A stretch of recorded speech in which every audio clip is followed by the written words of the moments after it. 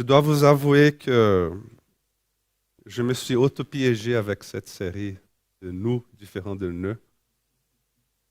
Parce que vous savez, plus que j'avance dans la réflexion de cette thématique, plus je me suis rendu compte de l'ampleur du sujet. Et je suis parti avec une base de 4 messages. Et puis quand je me suis rendu compte, j'en avais environ 8. Mais bon, je vais m'arrêter là. Hein? Je pars en vacances tranquille. Nous différents de nœuds. Nous différents de nœuds. Maxime, si tu veux mettre l'image là de fond. Je suis en train de vous dire que nous,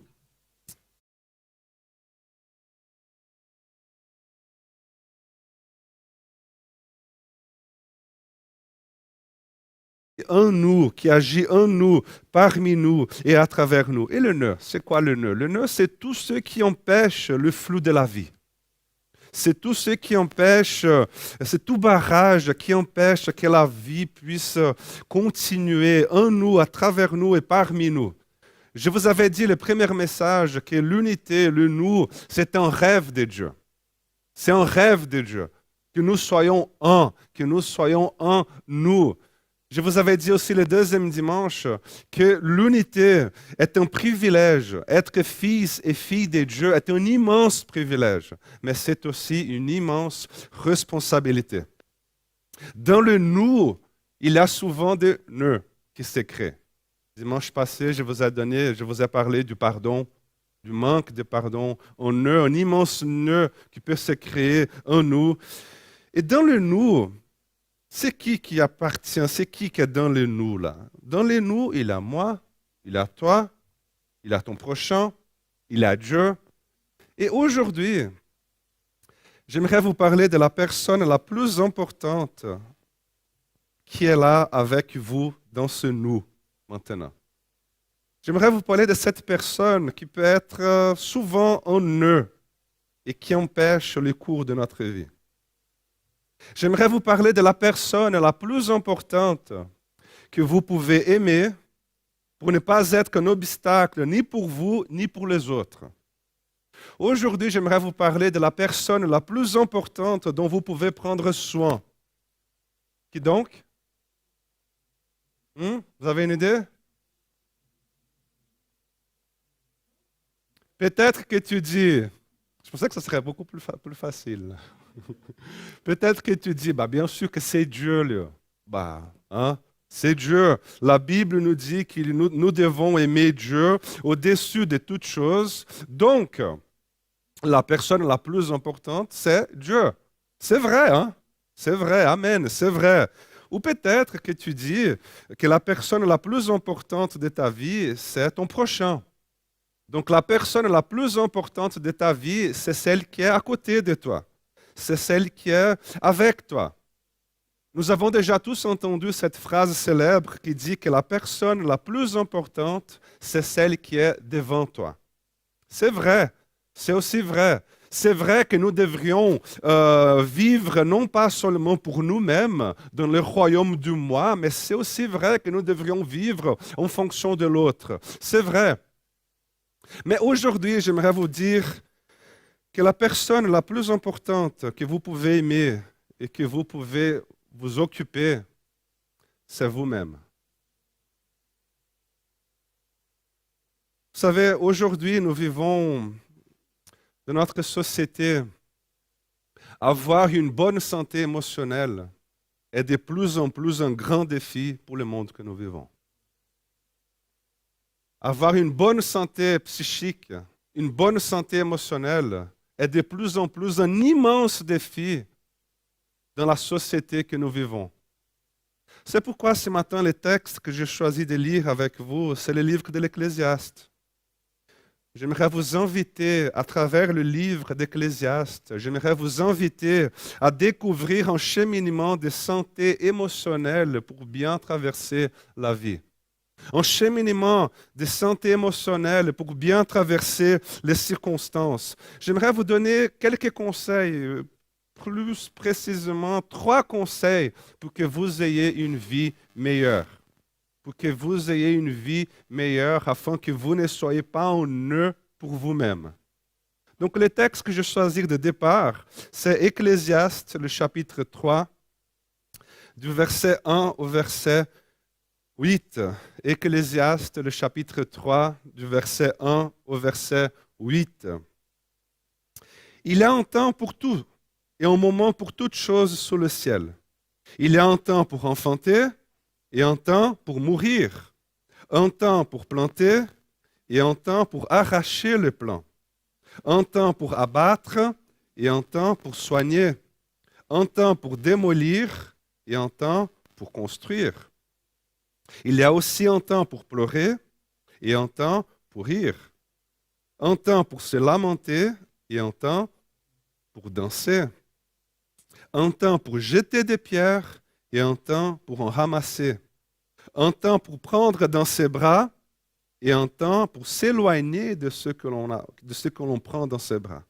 Il y a un temps pour chercher et un temps pour perdre, un temps pour conserver et un temps pour jeter, un temps pour déchirer et un temps pour coudre, un temps pour garder le silence et un temps pour parler, un temps pour aimer et un temps pour haïr, un temps de guerre et un temps de paix. Amen. Comment pourrions-nous lire et interpréter ces paroles-là? Est-ce que nous pourrions lire ces textes d'une manière, par exemple, déterministe, comme si tout était déjà inscrit dans une sorte de livre divin, comme une sorte de destin inévitable? Certains pensent que oui. Certains croient que tout ce qui se passe ici, le minimum détail, c'est à cause de la volonté de Dieu. Comme si tout dans ma vie était déjà tracé et Dieu ne fait que la gestion des micro-détails de ma vie. Par exemple, maintenant, Dieu lui vient et dit, maintenant c'est l'heure où Léo doit pleurer. Et puis Dieu lui dit, et les anges? Et puis il dit, maintenant il faut qu'il ait quelque chose qui se passe dans sa vie qui l'amènera à pleurer. Et puis tout à coup Dieu dit, maintenant ça suffit. Maintenant c'est le moment qu'il se réjouisse. Maintenant qu'il ait quelque chose qui se passe afin qu'il soit heureux. Donc Dieu, dans ces cas-là, il fait un peu la micro-gestion de ma vie. Il fait un peu la micro-gestion du monde. Il fait la micro-gestion de ta vie. C'est une lecture déterministe. Personnellement, je trouverais très étrange que Salomon, on croit que c'est lui qui a écrit le livre d'Ecclésiaste, qu'il soit en train de dire que Dieu a choisi un temps pour que j'haïsse. Il y a un temps pour haïr. Alors Dieu, il vient et commence à s'aimer la haine de mon cœur. Et puis, il y a un temps pour aimer. Alors Dieu vient et commence à s'aimer l'amour de mon cœur. Hein? Donc, cette lecture-là, déterministe, ne me semble pas cohérente ni avec le caractère de Dieu, ni avec l'ensemble de la Bible, ni avec, et encore moins, dans la pensée de Salomon au long de ce livre. Quand on lit le livre d'Ecclésiaste, Salomon, il est révolté par le fait que dans l'existence, il existe une dimension aléatoire. C'est-à-dire, il y a des choses qui arrivent qui n'ont pas forcément une cause. Il y a des choses qui arrivent qui n'ont pas forcément une explication. Il y a des choses qui arrivent qui n'ont pas forcément un but précis. Pourquoi? Parce que l'univers a d'autres principes. A le principe de la probabilité, l'univers a le principe de la possibilité, le principe de cueillir ce qu'on a sémé. C'est pourquoi la manière que j'interprète ce texte est plutôt d'une manière éthique et de responsabilité humaine. C'est comme si Salomon, il disait, je suis en train d'observer, je suis en train de remarquer certaines choses dans la vie.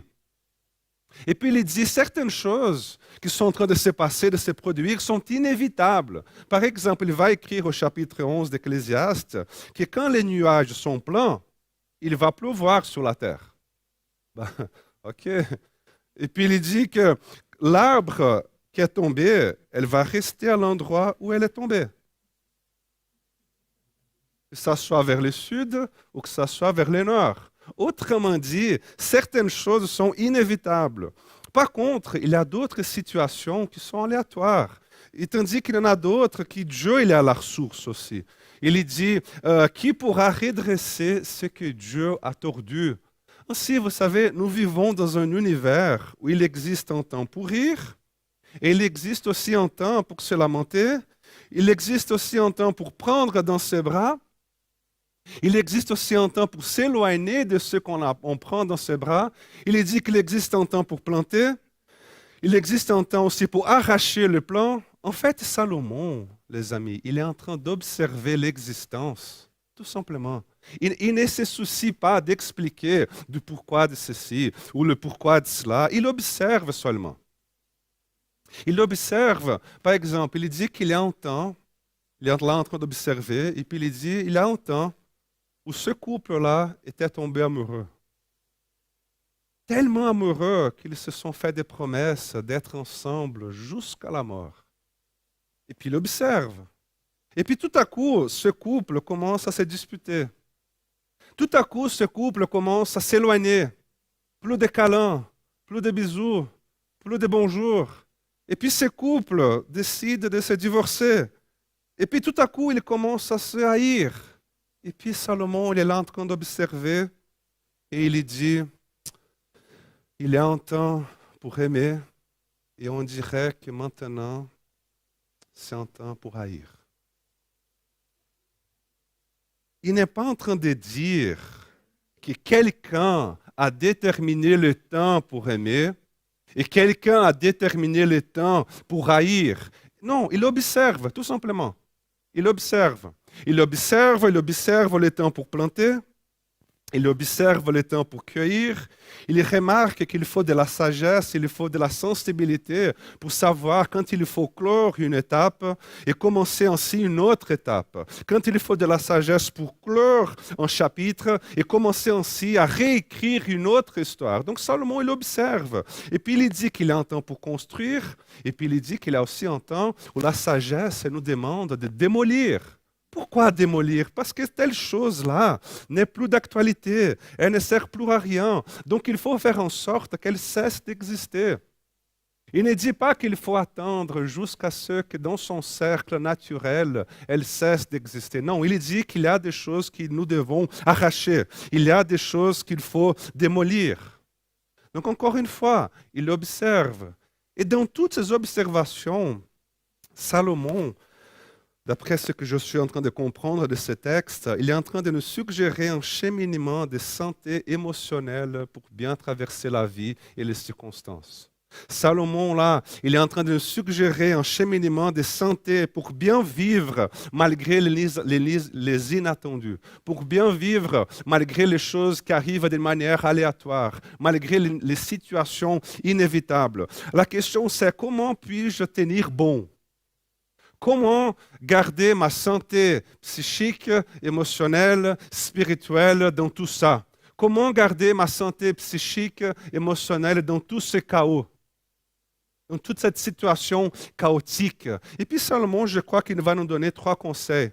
3 conseils pour que tu aies une vie meilleure. 3 conseils pour que tu aies une bonne santé émotionnelle. La première chose que je crois qu'il dit, c'est danse. Danse. Dansez. Dansez.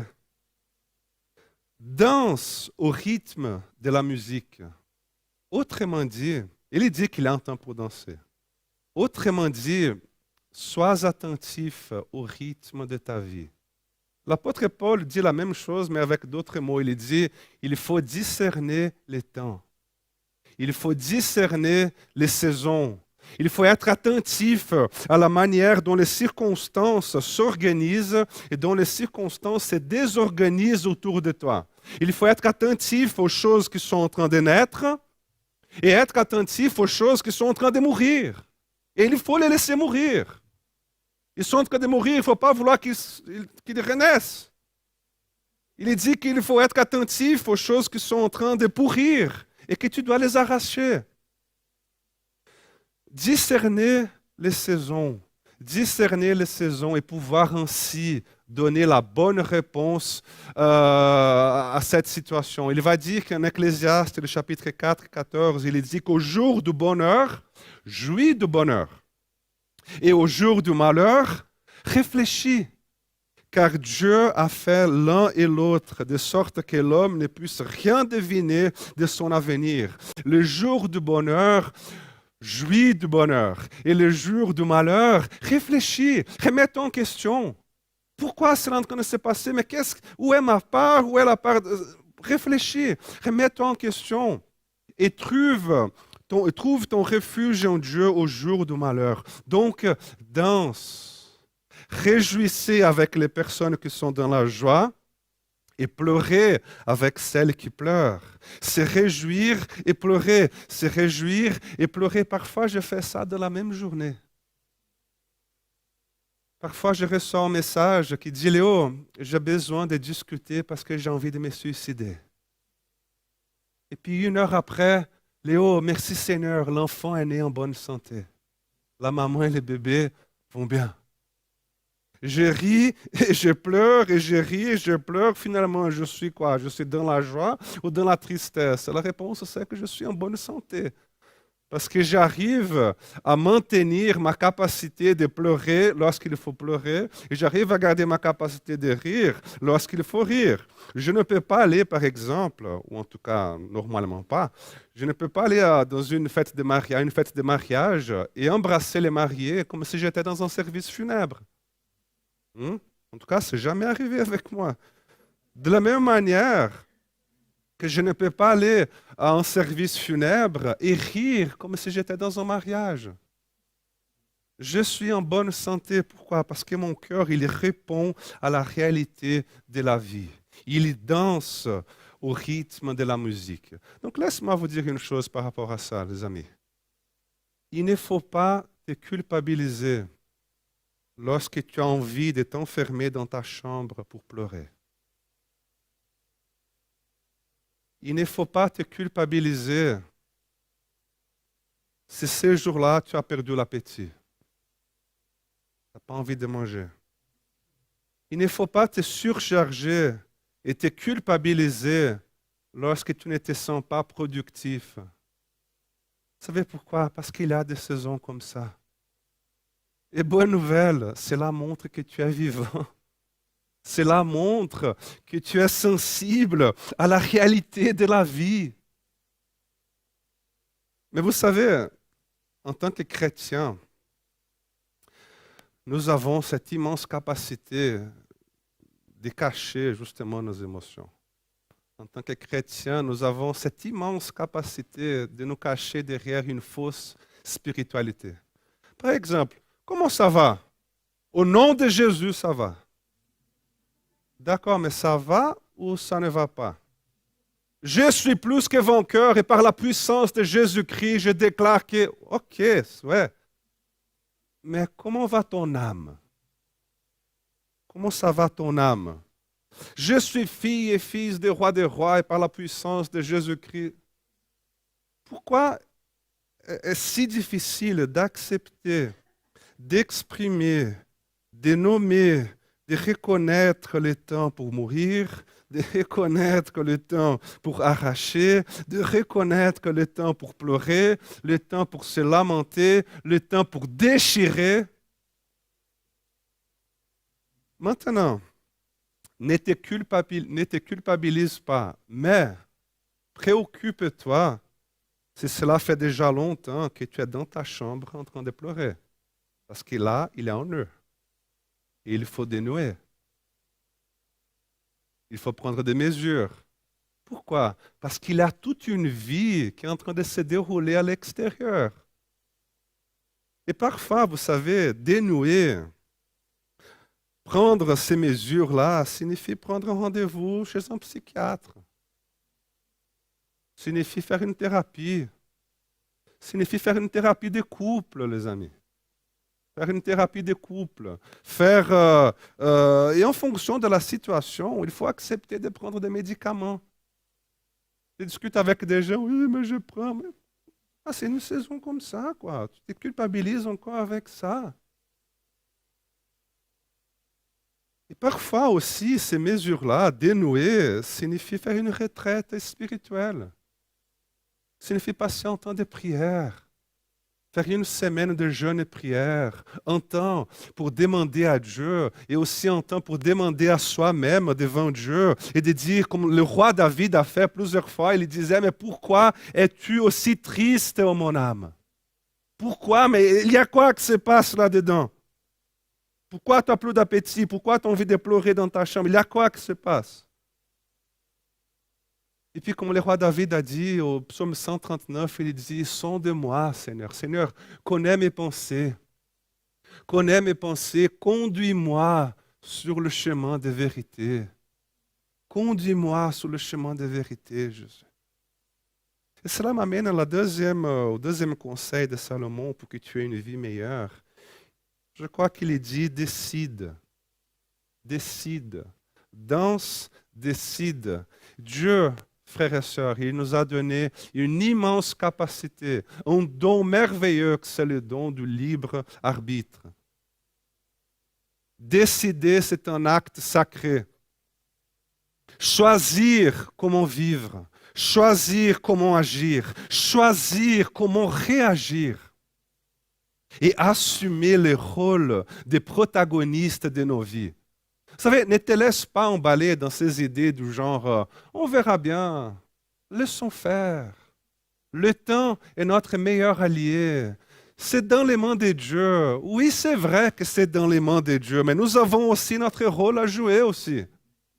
Nous devons choisir. Et lorsque nous gardons tout entre nos mains, c'est de l'arrogance, c'est de l'orgueil, du péché. Mais et dire qu'il n'y a plus rien qui nous appartient, que tout est dans les mains de Dieu, c'est de la fuite. C'est croire avoir une foi magique.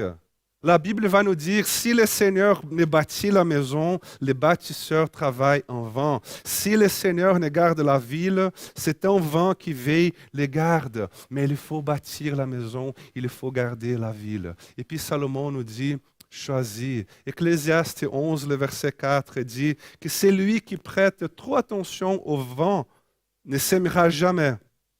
Et celui qui observe toujours les nuages ne moissonnera pas. On verra bien. Il faut laisser faire. Vous savez quel est le résultat? Mauvaise herbe. Mauvaise herbe. Pour qu'il y ait une moisson, il faut planter. Pour qu'il y ait une moisson, il faut cultiver le terrain. Pour qu'il y ait une moisson, il faut étudier les saisons. Donc, choisis, assume tes choix et prends ta vie en main. Discerne les temps. Discerne les saisons de ta vie, les saisons que tu es en train de vivre. Danse au rythme de la musique. Et pendant que tu danses au rythme de la musique, fais tes choix, assume tes responsabilités. Et bien sûr, troisièmement, dépends de Dieu. Ecclésiaste, le chapitre 12, le verset 1 dit, « Tiens compte de ton Créateur. Tiens compte de ton Créateur. Ne laisse pas Dieu en dehors de ton existence. Ne laisse pas Dieu en dehors de ta tristesse. Ne laisse pas Dieu en dehors de ta fête. Ne laisse pas Dieu en dehors de tes choix. Dépends de Dieu et déverse ton cœur dans sa présence. Ne laisse pas Dieu en dehors de tes fêtes. Pourquoi? Parce qu'un jour, il n'y aura plus de vent. Un jour, il n'y aura plus de vent et c'est lui qui a le vent nouveau. C'est lui qui a le bon vent. C'est lui qui a la véritable joie. C'est lui qui a le véritable sens de ton existence. Et lorsque tu ne sauras pas quoi faire, lorsque tu ne sauras pas quoi décider, et lorsque tu seras là en train de dire, mais pourquoi, Seigneur, est-ce que c'est là en train de se produire? Mais pourquoi, Seigneur, pour quelle raison? Quel est le projet de Dieu dans tout ça? Lorsque tout sera flou dans ta vie et lorsque tu te sentiras perdu dans la vie sans aucun repère, à ces moments-là, frères et sœurs, tu tomberas à genoux devant la présence de Dieu. Et la lettre aux Hébreux, le chapitre 11, va nous dire que sans la foi, il est impossible de plaire à Dieu.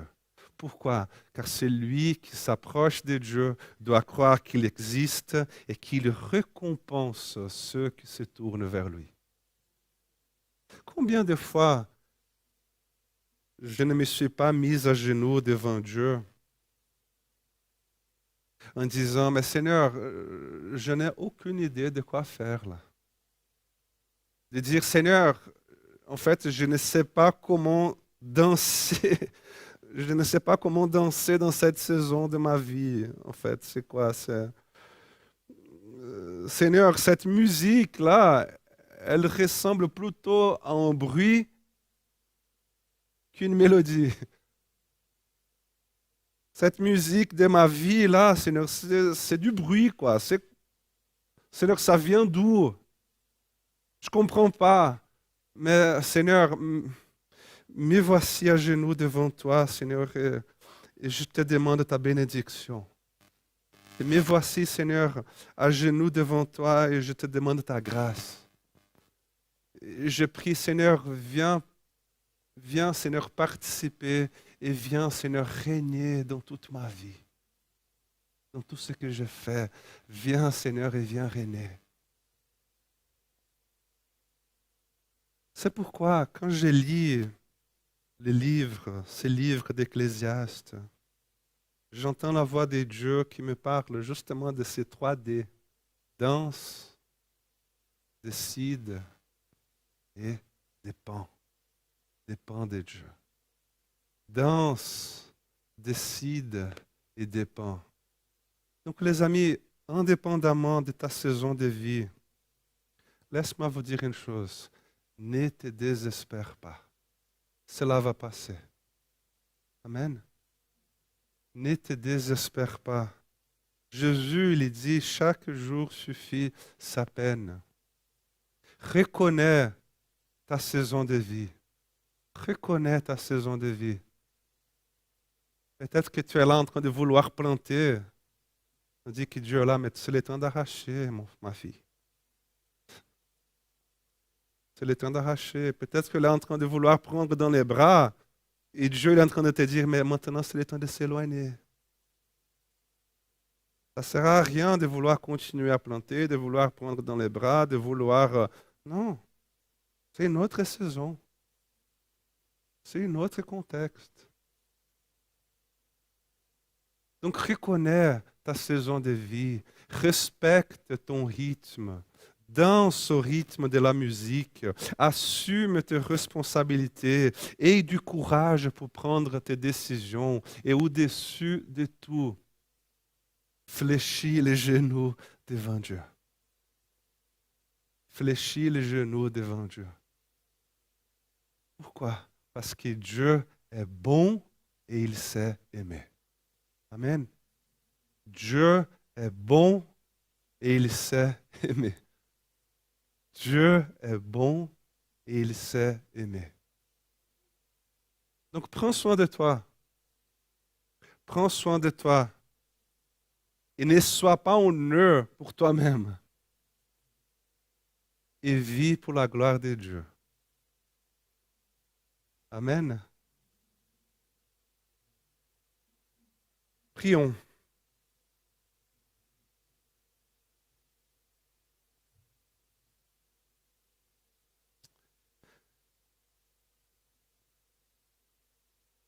Seigneur, viens.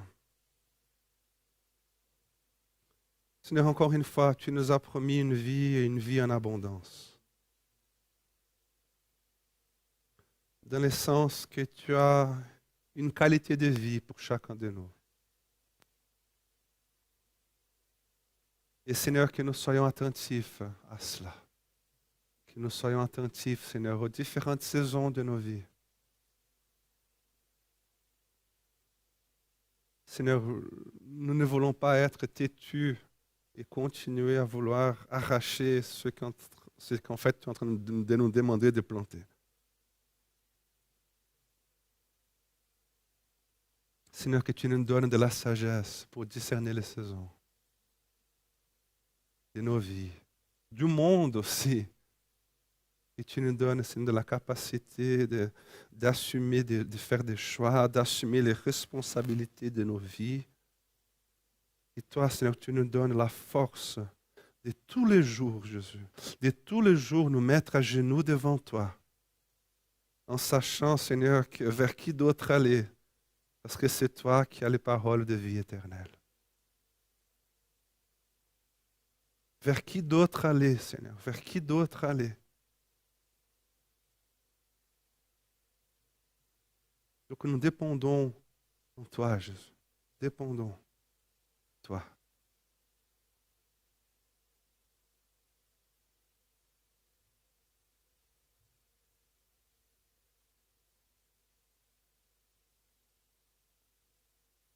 Que ta paix règne, Seigneur, au milieu de nous, parmi nous.